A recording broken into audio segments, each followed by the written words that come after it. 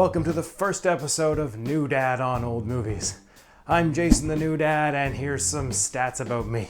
I've been a dad for 19 days, and I got 6 hours of sleep last night, which is pretty damn impressive. I'm joined live via baby monitor by my daughter, Indy. Say hello, Indy. New Dad on Old Movies is a simple, straightforward introduction to classic films. I'll be focusing mainly on the ones I think that most people have heard of, but perhaps not seen. So at least for now, I won't be covering Casablanca or Citizen Kane. Also, this is not intended to be a scholarly analysis, just a gentle introduction. A teaser, if you will. And I'm not going to spoil the ending. My arbitrary guidelines. 1. Every film is one I like.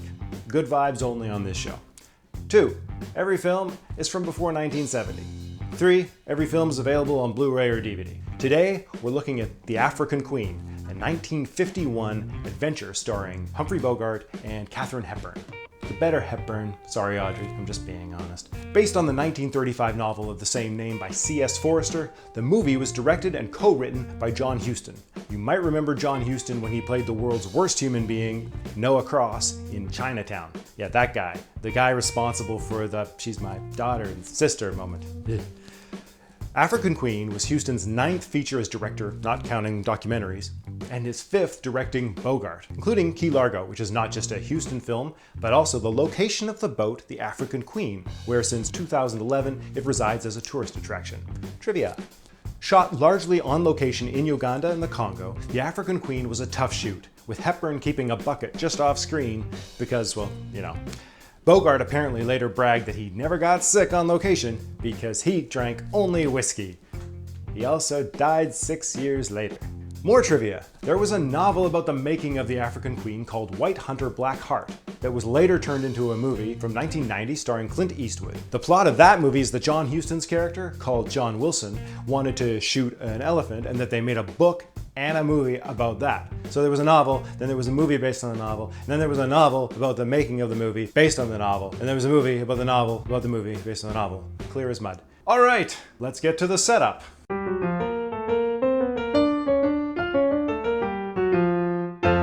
The movie begins with some titles that remind us this was shot in Technicolor. We hear wildlife sounds as the camera glides underneath some lush jungle. We arrive at a village where the movie lets us know that this takes place in the first months of World War I. We hear droning voices that come from a church, the First Methodist Church of Kungdu, where inside, a largely disinterested congregation is being led in hymns by the brother and sister duo of Samuel and Rose Sayer, played by Robert Morley and Katharine Hepburn. The service is thankfully interrupted by a boat whistle, the African Queen, captained by sweaty alcoholic Charlie Allnut. Bogart is as sweaty as ever, perhaps even sweatier than in The Treasure of the Sierra Madre. Trivia here, Charlie Allnut was supposed to have a Cockney accent, but when Bogart couldn't pull it off, they made the character Canadian instead. And hey, Bogart won a Best Actor Oscar for his performance, so he did something right. Allnut is pretty popular with the locals, not so much with Samuel and Rose Sayer. Allnut delivers their mail, and some rose bushes for Rose. Aww. And being the polite sort, the Sayers invite him for tea. What follows is the most awkward tea ever, with Allnut's stomach dominating the conversation. When Allnut tries to leave, he gets the most insincere dinner invitation ever. Do stay for dinner. Allnut gets the isolated Sayers up to speed about the war and says they won't be getting their mail for a while. After Allnut leaves, Rose suggests they leave before it's too late, but Samuel's having none of it. Rose had the right idea, because in no time the Germans show up, burn the village to the ground, and beat Samuel when he protests. In the aftermath of the fires, Samuel takes ill, becomes feverish, and dies. Allnut returns and helps Rose bury her brother.